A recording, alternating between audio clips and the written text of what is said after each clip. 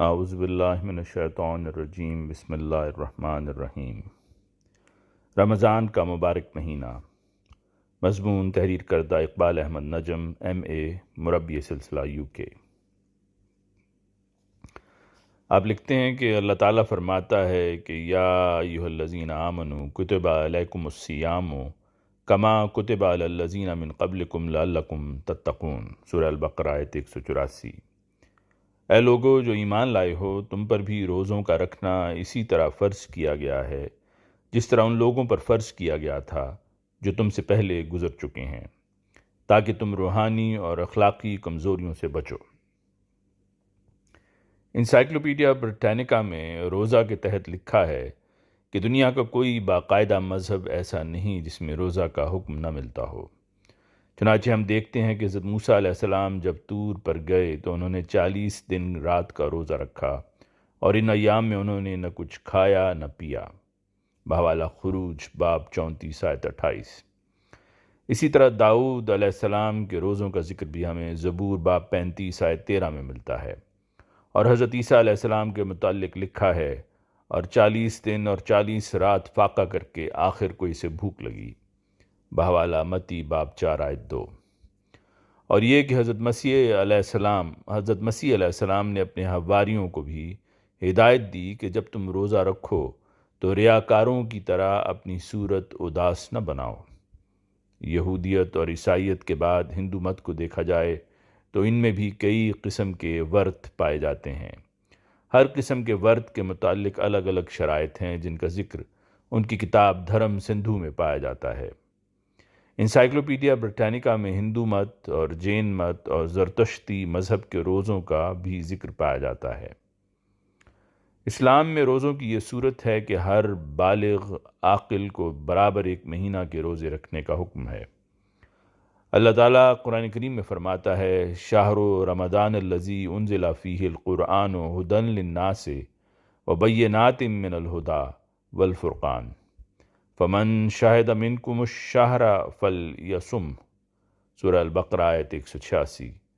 رمضان کا مہینہ جس میں قرآن انسانوں کے لیے ایک عظیم ہدایت کے طور پر اتارا گیا، اور ایسے کھلے نشانات کے طور پر جن میں ہدایت کی تفصیل اور حق و باطل میں فرق کر دینے والے امور ہیں، بس جو بھی تم میں سے اس مہینے کو دیکھے تو اس کے روزے رکھے۔ حضرت مسیح موعود علیہ السلام فرماتے ہیں کہ صوفیاء نے لکھا ہے کہ یہ ماہ تنویر قلب کے لیے عمدہ مہینہ ہے۔ بحوالہ ملفوظات جلد 4۔ بس یوں سمجھ لیں کہ یہ مہینہ روحانیت کے لیے موسم بہار کی طرح ہے۔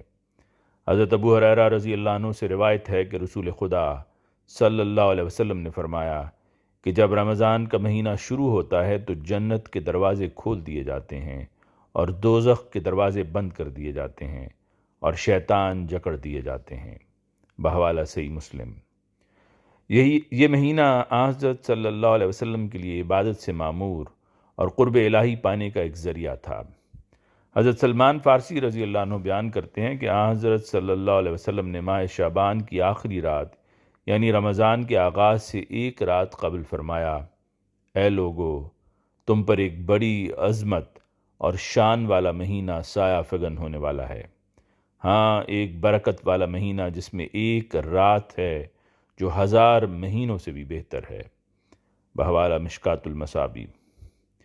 پھر آپ صلی اللہ علیہ وسلم نے فرمایا کہ رمضان کا مہینہ ہوا شہر صبر و صبر و ثواب الجنہ و شہر المواسا و شہر الاول و رحمہ و واسط المغفرت و آخر و عتق من النار، یعنی یہ صبر کا مہینہ ہے، صبر کے ذریعہ سے جنت کا ثواب ملتا ہے، اور مواسات کا مہینہ بھی ہے۔ اس کے پہلے حصے میں رحمت ہے اور درمیانی حصہ مغفرت ہے، اور آخری حصہ میں آگ سے نجات ہے۔ حدیث قدسی ہے کہ اللہ تعالیٰ نے فرمایا کہ روزہ میرے لیے ہوتا ہے اور میں ہی اس کی جزا ہوں۔ بخاری کتاب الصوم۔ روزہ کی بعض امتیازی خصوصیات۔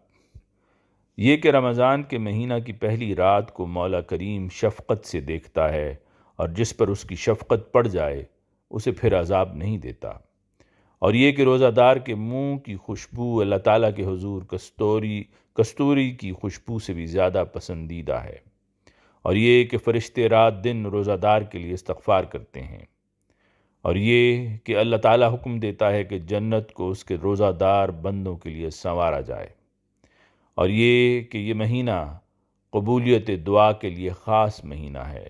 بحوالہ البقرہ آیت 187۔ روزہ کے چند مسائل و تشریحات۔ رمضان المبارک اللہ تعالیٰ کی طرف سے رحمتوں اور برکتوں کا مہینہ ہے۔ یہ اللہ تعالیٰ کا شکر ہے کہ ہماری زندگیوں میں یہ ایک بار پھر آیا ہے۔ اللہ تعالیٰ نے ہماری روحانی اور اخلاقی تربیت کے لیے بعض بدنی عبادات رکھی ہیں، مثلا نماز، روزہ اور حج کو فرض کیا ہے۔ روزہ دین اسلام میں بنیادی ارکان میں سے چوتھا رکن ہے۔ عربی میں روزہ کے لیے صوم کا لفظ استعمال کیا جاتا ہے، جس کے معنی رکنے کے ہوتے ہیں، اور روزہ سے مراد طلوع فجر یعنی پو پھوٹنے سے لے کر غروب آفتاب تک کھانے پینے اور دیگر ان چیزوں سے رکنا ہے جو عام دنوں میں جائز ہیں۔ روزہ اسلامی ارکان میں سے ایک اہم رکن ہے۔ روزہ کی تکمیل کی بنیادی شرط یہ ہے کہ خدا تعالیٰ کی خاطر جائز خواہشات کو ترک کرنا۔ روزہ صرف کھانے پینے سے رکنے کا نام نہیں ہے، کیونکہ انسان کے بھوکا پیاسا رہنے کا خدا کو کچھ فائدہ نہیں ہوتا، بلکہ اس کا فائدہ انسان کو ہی ہوتا ہے۔ صوفیاء نے بعد تجربہ کے یہ لکھا ہے کہ روحانیت میں ترقی کے لیے کم خوردن، کم خفتن اور کم گفتن بہت ضروری ہے، یعنی کم کھانا، کم سونا اور کم بولنا، اور روزہ دار کے لیے یہ کرنا آسان ہے۔ تہجد کے نوافل کے لیے جاگتا ہے اور کم سوتا ہے، 3-4 دفعہ کی بجائے صرف 2 دفعہ یعنی صبح و شام کھاتا ہے، اور لوگوں سے کم باتیں کرتا ہے، بلکہ تلاوت قرآن پاک زیادہ کرتا ہے۔ بیمار اور مسافر کے لیے رخصت ہے کہ وہ بعد کے دنوں میں اپنے روزے مکمل کرے۔ بڑی عمر کے لوگ یا مستقل بیماروں کو فدیہ دینا چاہیے، جو کہ ایک فرد کے کھانے کے برابر ہے، اور اس کی شرح جماعت کی طرف سے ہر سال مقرر کر دی جاتی ہے۔ روزہ کے ذریعہ سے انسان کو نیکی کرنے کے لیے مشقت برداشت کرنے کی عادت پڑ جاتی ہے۔ روزہ کے دوران کثرت استغفار کی تاکید بھی آتی ہے۔ سید الاستغفار۔ ذیل میں سید الاستغفار درج ہے۔ اس کے متعلق حضرت صلی اللہ علیہ وآلہ وسلم نے فرمایا ہے کہ جو شخص دلی یقین اور توجہ کے ساتھ صبح یا شام کو یہ دعا کرے اور پھر اس دن یا رات کو وفات پا جائے تو جنت میں داخل ہوگا۔ بخاری کتاب الدعوات سے یہ دعا لی گئی ہے کہ اللہم انت ربی لا الہ الا انت خلقتنی وانا عبدک وانا علی عہدک ووعدک ما استطعت اعوذ بک من شر ما صنعت ابوء لک بنعمتک علی وابوء لک بذنبی فاغفر لی فانہ لا یغفر الذنوب الا انت۔ اے اللہ، تو میرا رب ہے، تیرے سوا کوئی معبود نہیں، تو نے ہی مجھے پیدا کیا ہے، اور میں تیرا بندہ ہوں، اور میں حسب توفیق تیرے عہد اور وعدے پر قائم ہوں۔ میں اپنے عمل کے شر سے تیری پناہ میں آتا ہوں۔ میں تیری نعمتوں اور احسانوں کا اعتراف کرتا ہوں، پس تو مجھے بخش دے، کیونکہ تیرے سوا کوئی گناہوں کو بخشنے والا نہیں۔ پس رمضان المبارک میں اس استغفار کا سہارا لینا چاہیے، یہ جو ہمارے پیارے رسول صلی اللہ علیہ وسلم کا استغفار تھا۔ اللہ تعالیٰ اس رمضان المبارک کی سب برکات سے ہم سب کو وافر حصہ عطا فرمائے، اور ہمارے اندر وہ تقوی پیدا فرما دے جس کو وہ ہمارے اندر دیکھنا چاہتا ہے۔ آمین۔